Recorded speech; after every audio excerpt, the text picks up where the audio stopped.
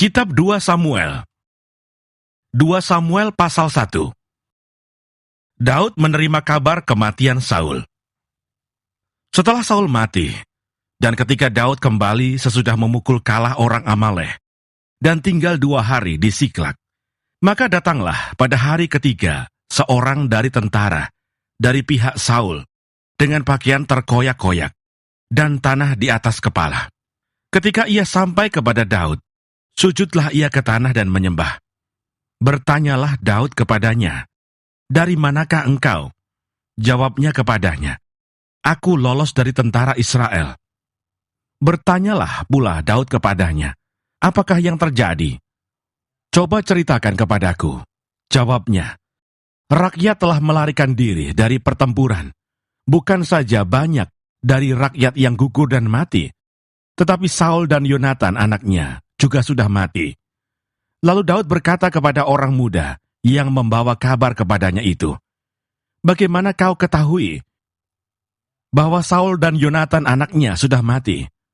Orang muda yang membawa kabar kepadanya itu berkata, "Kebetulan aku ada di pegunungan Gilboa." Maka tampaklah Saul bertelekan pada tombaknya, sedang kereta-kereta dan orang-orang berkuda mengejarnya. Ketika menoleh ke belakang, ia melihat aku, lalu memanggil aku, dan aku berkata, "Ya Tuanku." Ia bertanya kepadaku, "Siapakah engkau?" Jawabku kepadanya, "Aku seorang Amalek." Lalu katanya kepadaku, "Datanglah kemari dan bunuhlah aku, sebab kekejangan telah menyerang aku, tetapi aku masih bernyawa." Aku datang ke dekatnya dan membunuh dia, sebab aku tahu ia tidak dapat hidup terus setelah jatuh. Aku mengambil jejamang yang ada di kepalanya, dan gelang yang ada pada lengannya, dan inilah dia, kubawa kepada tuanku. Lalu Daud memegang pakaiannya, dan mengoyakkannya, dan semua orang yang bersama-sama dengan dia berbuat demikian juga, dan mereka meratap, menangis, dan berpuasa, sampai matahari terbenam karena Saul, karena Yonatan anaknya, karena umat Tuhan, dan karena kaum Israel, sebab mereka telah gugur oleh pedang. Kemudian bertanyalah Daud kepada orang muda yang membawa kabar itu kepadanya, "Asalmu dari mana?" Jawabnya, "Aku ini anak perantau orang Amalek." Kemudian berkatalah Daud kepadanya, "Bagaimana? Tidakkah engkau segan mengangkat tanganmu, memusnahkan orang yang diurapi Tuhan?" Lalu Daud memanggil salah seorang dari anak buahnya dan berkata, "Kemari, paranglah dia." Orang itu memarangnya sehingga mati. Dan Daud berkata kepadanya, "Kau tanggung sendiri darahmu, sebab mulutmu lah yang menjadi saksi menentang engkau, karena berkata, 'Aku telah membunuh orang yang diurapi Tuhan.'" Ratapan Daud karena Saul dan Yonatan. Daud menyanyikan nyanyian ratapan ini karena Saul dan Yonatan anaknya, dan ia memberi perintah untuk mengajarkan nyanyian ini kepada Bani Yehuda. Itu ada tertulis dalam kitab orang jujur. "Kepermayanmu, hai Israel, mati terbunuh di bukit-bukitmu. Betapa gugur para pahlawan.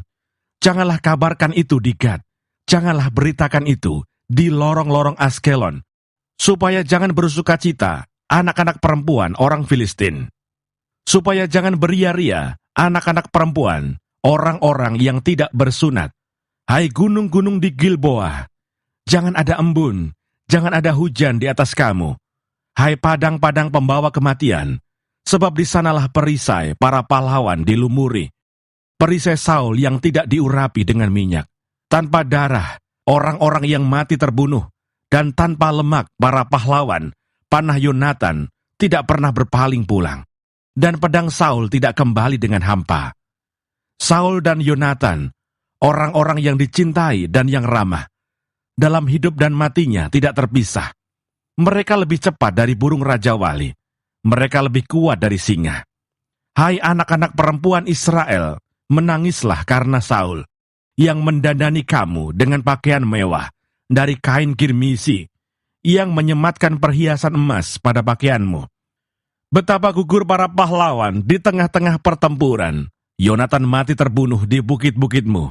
Merasa susah aku karena engkau, saudaraku Yonatan, engkau sangat ramah kepadaku. Bagiku cintamu lebih ajaib daripada cinta perempuan. Betapa gugur para pahlawan dan musnah senjata-senjata perang.